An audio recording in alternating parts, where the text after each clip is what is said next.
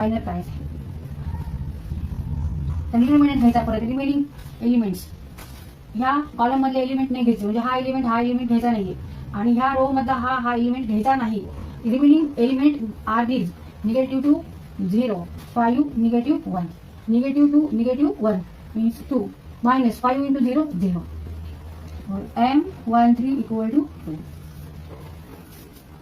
Co-factor of this number -3. याचा आपल्याला co-factor काढायचा आहे. फॉर्म्युला हाच वापरला आहे आपण इथे. C13 represent co-factor of element -3. -1 raised to 4.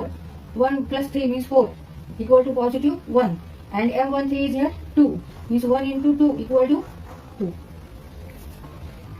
तर इथे मायनर आणि को-फॅक्टर सेम आहेत. नंबर व्हॅल्यू सेम आहे, म्हणजे m13 equal to 2 and c13 is also 2.